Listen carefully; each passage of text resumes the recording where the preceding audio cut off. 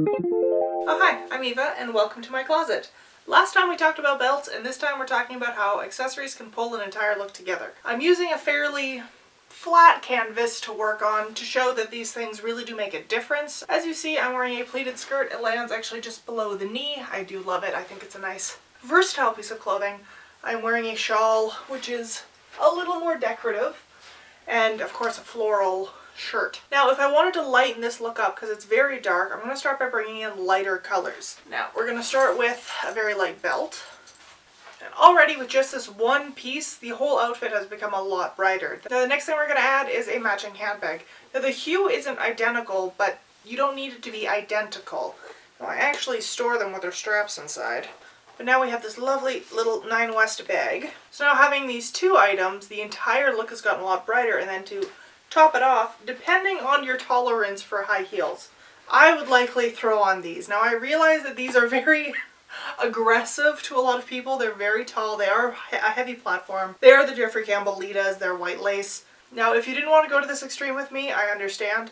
The reason I picked these shoes is because under the lace it is the same very light tan leather, which is why I think it would pair so beautifully, as well as the color of the heels, which are again a lighter, nice brown color. Now if you're not going this way with me, a pair of light nude pumps, a pair of nude flats, even a pair of leather Oxfords or something like that would pair very nice and bring a little more life into the outfit. Now taking a different direction, I'm taking this heavily distressed black leather belt. I do love distressed clothing, not everyone does. That's fine, you can wear something bright and new and shiny if you prefer it. And paired with this black leather, I would also pair with black leather. And what this is actually doing between our colors here, we have a gold on the buckle, gold on the bag, gold on my fingers, my neck, and my ears. And now some people say that you shouldn't accessorize with a belt, a necklace, and the earrings. I think that's really up to personal style and the size of the items you're using. If I were to have a very large gold belt buckle, a very large, very visible necklace, and then very large dangling earrings, it would be too much. I believe in this case with a thin chain, reasonable sized earrings, a small buckle, and then the detail extended onto the bag, that this look works very well. Now with this look, there is a pair of shoes I have in mind, but they are simply too formal for the occasion, so what I would use instead, I would choose these. They are just a very simple black suede boot. Obviously if you live in a country where it is much warmer and your footwear can be open, or it's a season where your footwear can be open, that would work as well. The idea I'm going with here is a shallow heel, something very comfortable, not drawing too much attention away from the outfit. Now another way we can go with this, excuse me, I'm going to change my belt, grabbing a very masculine belt. With this belt, because there is a lot left over on the end, because it is a men's belt designed to go around here, not here, it has a little left over. I like to keep it a little off to the side, just to keep a little more symmetry really through the look. And because we are so dark and there is so much darkness going on here, I'm going to throw on a very fun bag. This one is a nice maroon Steve Madden purse. It's a very nice size actually, very handy for on the go, but it brings a little more fun to the outfit. I would say this would be my statement of the outfit. And changing the purse, I think, allows us a little more freedom. Once again, if you are not a fan of very tall shoes, you may choose much shorter shoes. But because we have, the black leather, a little bit of lightness in the heel, we have a little bit of statement over here, I think the whole look goes together quite nicely. Now the reason I think this works is because we are matching the shoes to the belt. The purse, on the other hand, because we are wearing a dark, fairly plain outfit, really stands out against it. So this becomes our statement of the outfit, where the rest of it just becomes something comfortable and quite fun to wear. Now, not everyone would agree that shoes like this are comfortable.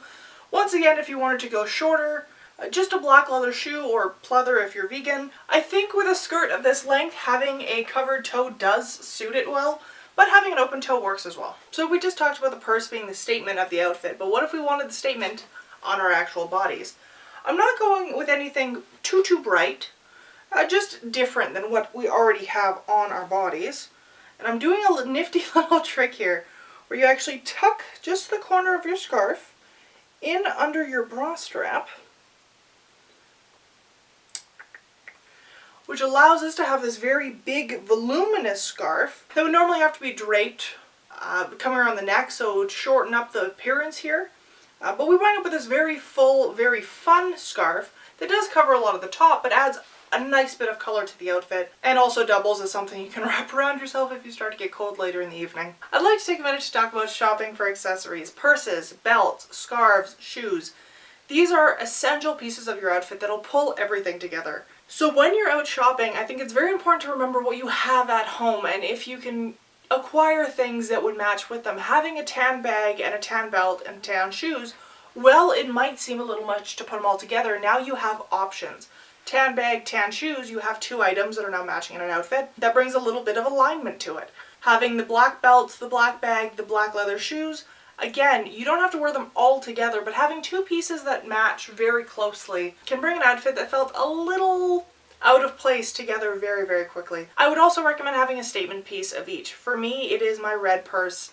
I do have a lovely belt, actually, that I think adds a lot to an outfit. It just has a little bit of metalwork on it, and it adds a lot. Though it doesn't pair all that nicely with anything else I have, it stands out on its own, so I like having it as a statement piece. As you saw by the height of my shoes, I also like those to be a statement.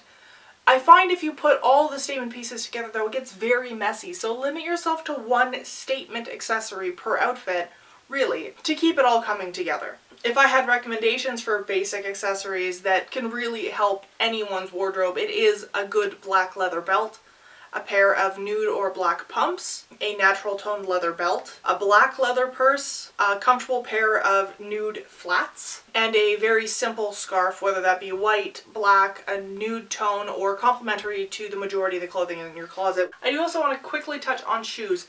Where you live in the world should influence the shoes you buy.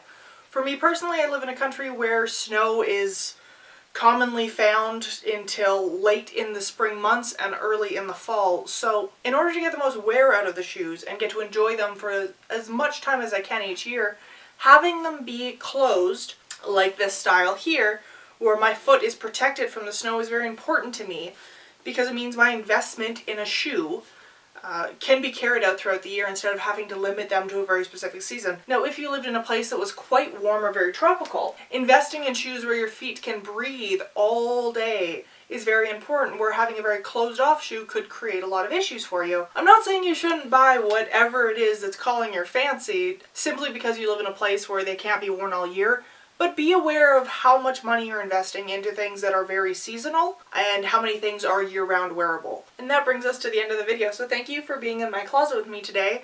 I hope you enjoyed the styling, and if you have anything you could add or more information you could provide for other women, please do so down in the comments below. Like the video, and if you subscribe, I'll see you next time.